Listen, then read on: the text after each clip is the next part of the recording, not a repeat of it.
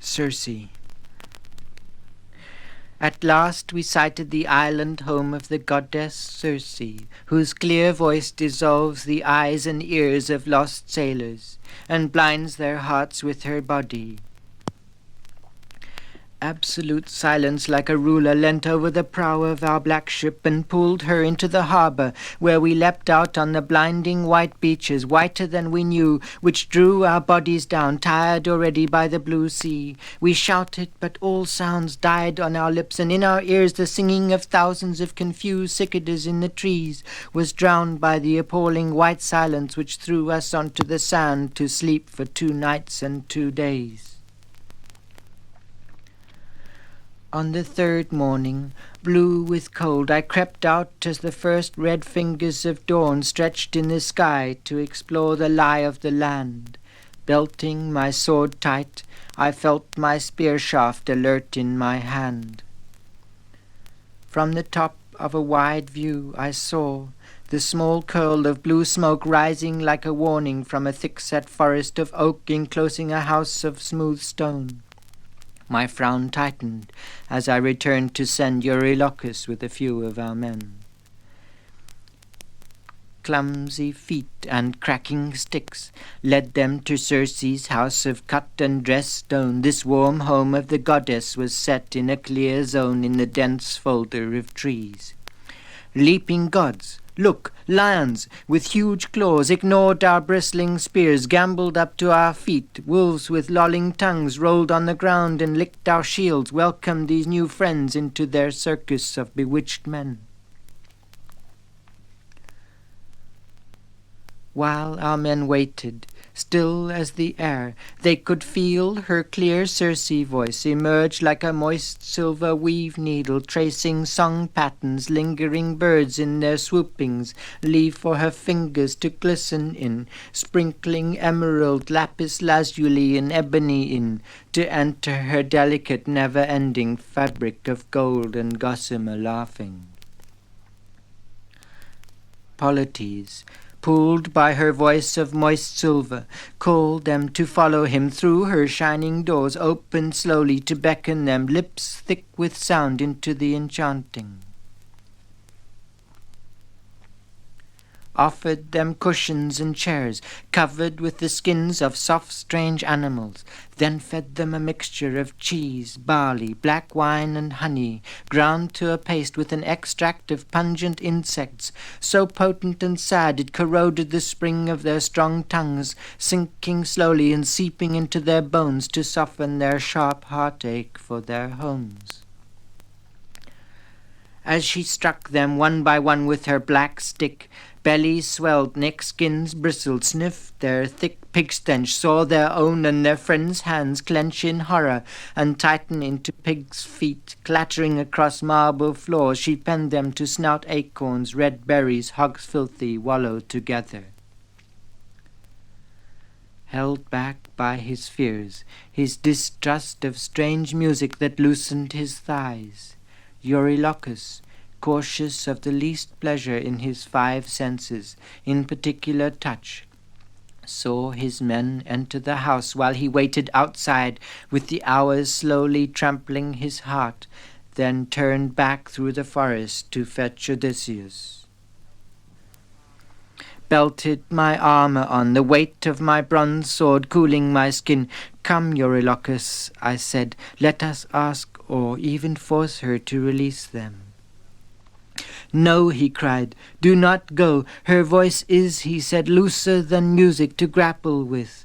Like glue it will swallow you. Left him then with the rest of our men to guard our black ship, and pressed on through the forest, with my heart pounding alone to the time of my feet, to find the house of dressed stone. A sparrow-hawk circling the deep blue slow sea plunged, accurate as a swallow, through ice in my face, and appeared as a youth with fair hair and piercing blue eyes. Suddenly Hermes, god of warning, spoke to me. Odysseus, beware of the curse of her mouth, pursed like a dark song, will hug you to wallow forever unless you obey my advice. First, she will kiss your feet and caress your tired limbs as you enter her house, seat you and feed a mixture of dangerous musk past your teeth. Like a delirious ghost in your throat, she will rise to seize and anesthetize your heart. Quick, whip your sword out, but touch her only with metal until her body, softer than music, asks you to play with her. But first make her swear not to sink her lonely teeth permanently into, or in any other way, maim you, Odysseus. To protect me, Hermes reached with ease through the earth to uproot the black tuber of Molu, the milk-white flower, which I chewed. Bitter heat overpowered my face, bent close to the smell of the ground as the god disappeared. Heavy the weight in my chest, heavy my limbs, my feet. Bowed down they carry my arms, my genitals tight can feel her file, her nails, the bite of her teeth will meet the iron that coats my mouth, will taste, will drain the rust in my blood, will darken the rasp on her tongue, will feel the weight in my chest, will strain to beat, with a low voice, Circe. With a low voice I call to the goddess. Outside the house I see her open her doors, I see the marble floors, dreading her eyes, dreading her face, I see. She led me in, I follow her feet, to sit me down on a silver throne. I hold the arms embossed and carved. She kissed my feet, caressed my limbs, she mixed her musk in a cup of gold. Drink it down, I held the throne. Drink, she said in a low command. Drink it down. I drink, I drowned my heart. I felt it groan against the tide. I felt my feet are mine, touching the ground with a low voice. With a low voice outside the house. Her open her doors, the marble floors.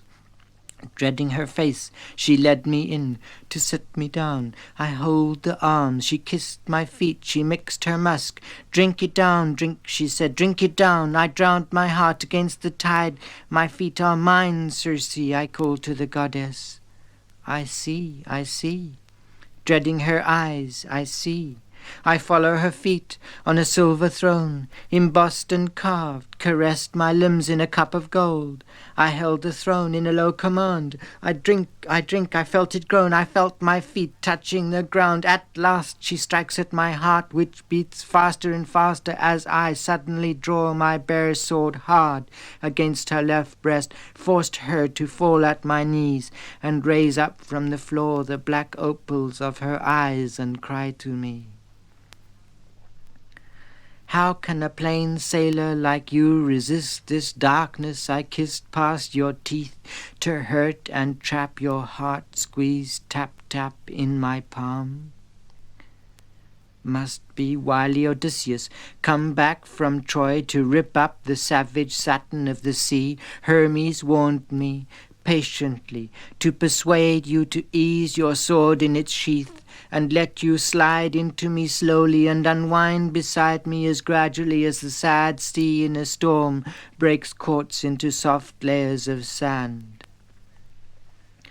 Swear first on your sacred curse, Circe, not to fasten your thirsty tongue or teeth into my scrotum, drawn in grimly as the seething sea as I sink into you.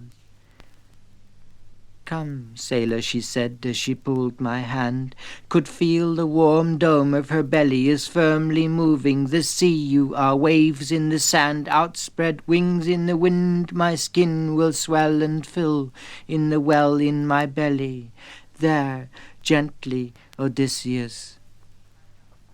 Where she cried out, this cast iron fist in my chest is beating my breath. Look, I open my mouth with her mouth, and I lie with my tongue by the side of her tongue, which rears, blue belly swollen, and subsides folded. She lies quiet in her throat song. She lies sleeping round a soft body, snug chuckle in her throat, fucked a woman laugh. And her smell of her nose softly sway poked in her belly, the full of her eye smile. Homer said all this happened in the spring. The skin Warm and smoothing under my hand, buried a hug reappeared no distance, which is my side of the touching. First, loosen your shoulders in warm water, her hands moving over my limbs, undoing the tension and washing them in her bright cauldron, then burnished my dry skin with oil, which carried the sunlight within, and the clear blue perfume of eucalyptus in the evening into the crimson cloak and tunic that she chose for me, and soft leather covered my feet on the marble floor as she led me at home down the hall to her silver throne, carved and inlaid in old gold as I saw before, with these intricate animals at play. The leopard stretching reaches for the neck of the bird, and the lion is frightened by the fish as I am, my heart cold as stone, when she offered a huge table of food to choose from as I wished to. "Circe," I cried, "how can I eat, with my limbs still trapped in the thought of what happened to my men at your table? Release them first if you can, and then let us feast while we feel joyful." The black stick held in her left hand pointed briefly at me, the back of my head and my ears freezing in horror as she laughed, and the appalling noise of the herd of pigs in her huge hall ignored me and snorted with pleasure when they saw Circe. In her hand she held a bowl in the shape of a shell, and in the middle of the hall we could hear the sound of the sea, and from the shell she withdrew handfuls of human hair which she laid over their ears, then rubbed them in one by one with a brown lotion softer than her hands, working over their knuckles which she pulled on to reshape their shoulders, and wrestled delicately with the edges of her fingers, moving forever in circles, making the coarse skin melt in under her palms, and the bristles fall all over the marble floor, and the noise as she drew down their half-formed faces onto her left then right breast, their voices shaking and sobbing, more and more like men, while she held them tighter and straightened their necks and bent their backs back, then lengthened their legs to be taller and more handsome than ever. The marble hall echoed with cries of laughter and tears, my men falling weeping all over each other, arms above feeling their faces and kissing Circe as we ran down to beach and cover our black ship as she said we should, stowing her strong oars, each blade wrapped with leather soaked in linseed, and dragging Eurylochus, cautious as ever, back to her magic house, where she bathed and oiled and covered with rich tunics their aching hearts and bodies caught in the hostile shaking of the sea, she said, as we ate meat roasted till it fell into our mouths and lay bloated by her clear wine, and in our ears trickled the songs she sang as the seasons spilled over. I said as I held her hand, "In this last year I have never even briefly dreamt of the sea." In my hand a seashell summons the sea. "Come down to the beach with me," said Circe. The wave slowly carves open the air in a clear echo of curves caught in the shape of her shoulder. Thought in sea green I saw her lips leaving the sea. As another green wave grows, she slides in and is gone. The unguarded shore is a graveyard of waves. Caught in the water together, working her mouth over me like the sea, Circe, and drew me into her body. Together we breathe the sea and swim further. The poem is a journey, the sea the surface by which we re-enter the earth. Language has worn, white as wood, scoured bare by the sea, or as white as her hair is. He thought of the lucid surface of words, when softer than language she touches it, or hard as his ear when the sound she sings ring in them under the sea, then casts them up as she casts up men when she has finished with them. Certain sea words of hers seemed to be luring him nearer the firm curve of her ear, where he heard faintly her sensuous sea phrases sway and surge in her slurred sea speech, searching ceaselessly, uneasily, like fish. Sea words slip when he reached for them. As his arm reached into the sea for the root of her tongue, a strong swarm of little fish brushed lightly against his lips. The sea surge in her seething urged his sadness to the surface within him in the shape of tears, in bursting into her thin blue skin, burnt her grief into him. Left me alone by the shore, a mere sailor whose single blue tears, each in mingling like a dream into the sea, seemed to be dissolving him. The rain, mingling in her hair, made him hear clearly the mermaid in her murmuring to him. And again, the murmur of the sea he heard in her ear made him sure she had shared in his sadness, which is, as always, hers in her murmuring, and his also in his tears, mingling him into her. The endless murmur of sea breezes assuming the voices of trees, sea silk speaking softly to him like whispering sea satin in blue cedars. Mermaids, they said, are human as dolphins, curving their bodies over the green, once seen clearly in air then, never forgotten. Each wave wavers as the sea moves relentlessly towards the shore. A few more blows measured the 4 seasons. The rains came, and violent storms. We say we will not remain the same, but rocks and waves break. The only backbone is the island, and the pounding rhythm words and waves make, and their timing as time and again. The shapes resemble the shape of an old poem. The writing itself is part of the process of aging. Black boat rocks hopelessly on the lapping blue sea. Sky above, and on the water shadows waver. The dark sky moves at night like water over his eyes, focusing them on one star, blue as Penelope, and familiar as heartbeats which filled his thoughts with her, from sleeping until waking, making him feel so close to her he slept well.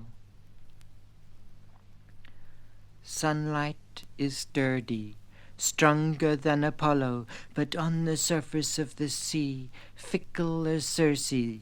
Watch her eyes, said Hermes, how musical the ripples, flickering effortless as September, distort your thoughts firm once as sunshine, now crumbling and gathering yesterdays. Never, said Hermes, let her eyes enter yours quietly in twilight. Close quickly and dream of your wife's weakening hand on your shoulder. Remember the dying sun has seen the death of many men.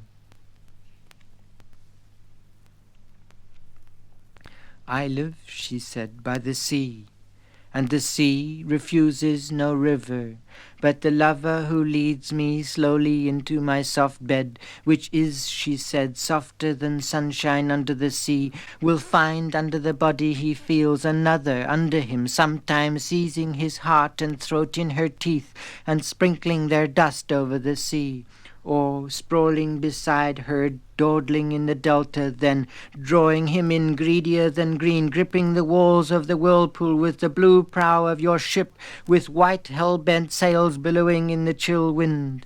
Steer north without rudder, but keep your trim craft close, she warned him, to the pressure the grumbling water grinds in your ears. Look for the low shore, with poplars and weeping willows leaning into the sea. Beach your black ship and make for the roaring edge where the grey rivers of sorrow and fire pour together into the grim cauldron of Hades. Then call for the soul of Tiresias, who has the foresight you need, murmured Homer in the half-dark. The eyes of a blind poet can see after their death forever, if fed carefully with blood by another. Don't let the ice-throated river reach up and grip you. A careless footstep will never recover. Dig in the thick darkness a cube of earth an elbow deep, then fill with milk, honey, sweet wine, and clear water. Spread the surrounding soil and sprinkle barley. Promise the empty and impotent ghosts on your return a single black ram for Tiresias, and for the rest a sterile bull. Then take the young ram and you, I told you to, and slit their throats towards Erebus into the ditch. Then urge your men instantly to flay and burn their bodies to Hades, the grim god. Raise your bronze sword, greener in the gloom, to ward off swarms of dead thirsty for blood is precious Odysseus, and the poets I knew, said Circe, were always hungry, and Tiresias will need to drink deep before he can tell you where you are going, or how your journey, beginning with such high hopes in the harbour, will linger forever as odd phrases, torn hands, stubborn tongues in the mouth of an exile full of sounds, islands, and your mind, wandering also, lose all companions in seas as big as mountains, gone many years, and arrive home alone, under a strange sail, killing all suitors, then travel footsore and weary, till the sand moves in waves in a high wind over the land and a people, without salt or knowledge of the sea. Call your oar over your shoulder, a grain beater planted as an altar for Neptune, implacable stern god of bitter seas, swollen with memories of friends, bodies burn therefore oil and make sacrifices, a ram, a bull, and a boar, for all the gods in order will each ensure, as wine poured in circles will purify the ground and lead you home safely, rich with honor, and many years later. Death will come then, said Tiresias, soft as sea mist stealing over your grey eyes, peacefully as an old friend will meet you here soundlessly on this shore once more.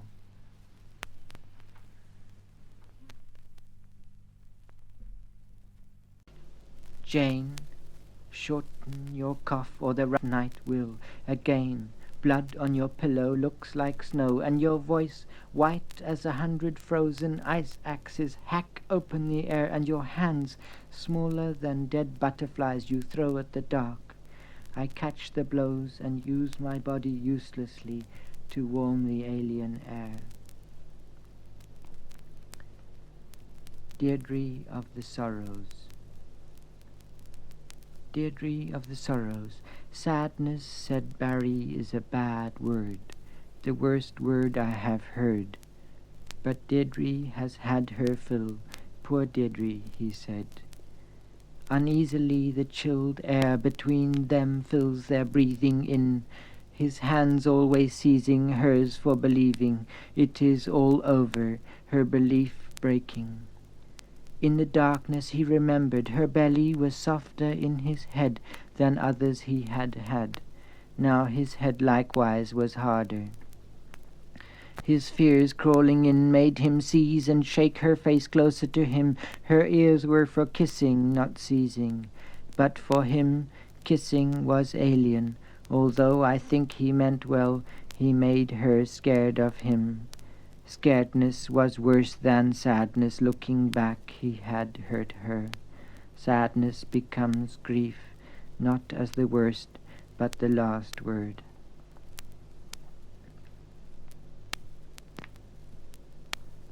The sand gust.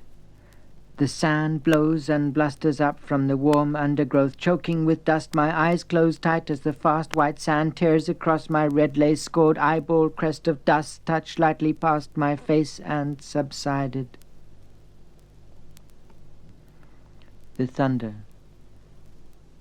The thunder, the rain. I remember the rain running over and thundering on the corrugated iron roof as if I heard 100 galloping gods rumbling their iron hooves. Corrugated across the herds of zebra and wildebeest filled the thick clouds of dust, rumbled across, thick full of animals like a hand or a house or a land full of galloping ants, galloping hands over my ears, over the air, over my head, galloping puffs of dust laid down in the rain.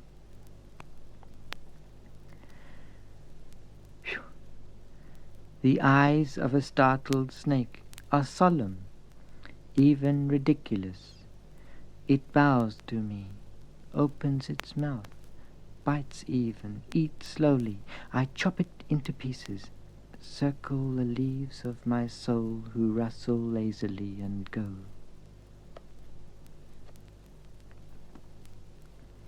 I didn't tell you Jesus was my friend, his footsteps there ahead of mine, eyes scratched by dust and weeping, loose stones under tongues in loneliness.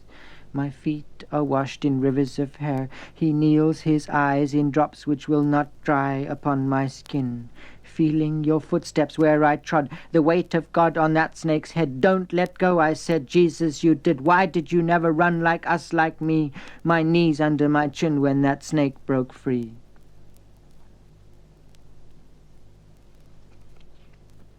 Dry lips move like leather over, teeth set against cardboard tongue. I will not speak, each breath was torn, stretching, his teeth will not let me cry. Tongue against sky is fragile like paper. If I blow hard, it will tear. Look, God, I am there. The moon, so heavy and quiet, disappears, and I hear the cloud-packed blackness and fear crawling in at my ears and screaming silent obscenities that make my hairs all over my extremities thicken like a starful heaven of spears. And I hear the sky, dark and sprinkled with light, shrink down to the size of a hand and squeeze my throat tight, my eyes frightening wider and wider, to explode all over the heavens and freeze there still as stars forever.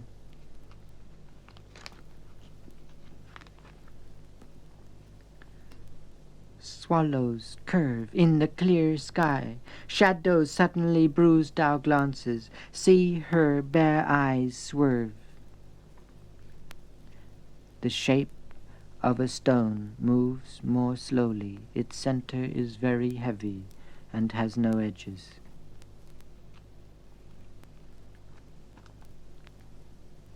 Numb like a condom, clumsy, drunk and limp, we clamber and ooze our albuminous ways. Together we slither and stumble.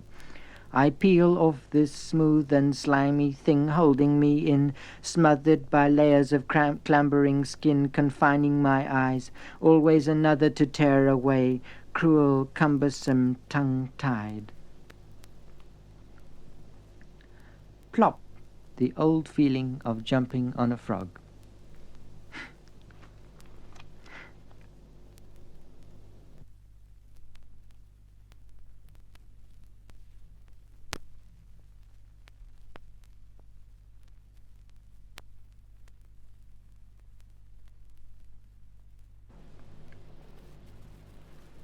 These translations from Odysseus Elytis, from his book 6 and a Single Remorse for the Sky.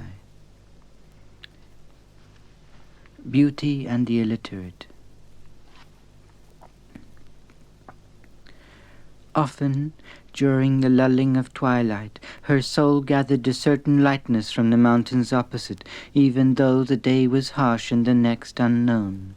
But, as it darkened and the hand of the priest emerged above the garden of the dead, she, alone erect with a few homely friends of the night, the rosemary breeze and the smoke from the rows of chimneys, mounted her watch on the damp entrance to the sea. Waywardly beautiful, Some words, half-woven in the motion of waves, or almost guessed in the rustling leaves, others, emerging transparent as whispers of the dead, words suddenly startled among the cypress trees like strange zodiacs, began to circle her magnetic head, making it blaze up, and an unbelievable clarity allowed the true landscape to be revealed at a great depth within her. Where, beside the river, black men wrestled with the angel, showing, in this way, how beauty became what we would otherwise call a tear. While her thoughts lasted, you could feel the bitterness in her eyes welling up over the brilliance in her face, arching her enormous cheekbones like an ancient whore, stretching from one end of Canis Major to the tip of Virgo. Away from the pestilence of the city, I dreamt of a wilderness beside her, where a tear had no meaning, and the only light came from the fire which devoured all my possessions. Shoulder to shoulder, the two of us would carry together the weight of the future, sworn to utter silence under the rule of the stars. As if I, the illiterate, did not know that it was exactly there in absolute stillness where the most appalling noises emerge. From that moment when the loneliness in a man's chest became unbearable, it burst open and sowed stars. The autopsy. And so they found that the gold of the olive root had oozed its drops between the layers of his heart, and from the many times he had waited too near the candlelight, anxious for the dawn, a strange burning had seized him deep inside. Just beneath the skin, the blue line of the horizon richly painted, and thick trails of blue in the blood. The cries of birds which had entered his heart in hours of great loneliness suddenly burst out altogether, making it impossible for the knife to reach into him. The malice was probably more than enough, which he faced, it is obvious, in the terrifying posture of the innocent, with his eyes open in pride and the entire forest stirring continually on the unblemished retina. In the brain, nothing but the ruined echo of the sky. Only in the whirl of his left ear a thin whisper of sand as though in a shell, which means that he had often wandered alone by the sea with the anguish of love and the wind grieving. As for these tiny embers on his groin, they conceal how powerfully he forced time forward by hours whenever he embraced a woman. We shall have early fruit this year. The sleep of the brave. They still smell incense and have their faces burnt in their passage through the dark vastness, where abruptly the immovable threw them face down on a soil whose smallest anemone would be enough to sour the air of Hades. One hand forward as if reaching to seize the future, the other under his frail head which was turned sideways, as though seeing for the last time many smoking ruins in the eyes of a freshly slaughtered horse, where finally they were freed of time. The redder wing stretching over the earth, while the other delicately was already hovering into the distance, without wrinkle or remorse, but at a great depth, the ancient unconsecrated blood started painfully to etch its way onto the darkened sky. The new sun, still unripe, unable yet to dissolve the mist left by a sheep's breath on clover, before sharpening, loosens the darkness from the power of the oracle. A sudden renewal of valleys, mountains, trees, rivers, their whole world of feelings, gutted now of revenge, glowed in the same way but reversed, woven into a wreath by the men themselves with the executioner dead inside them.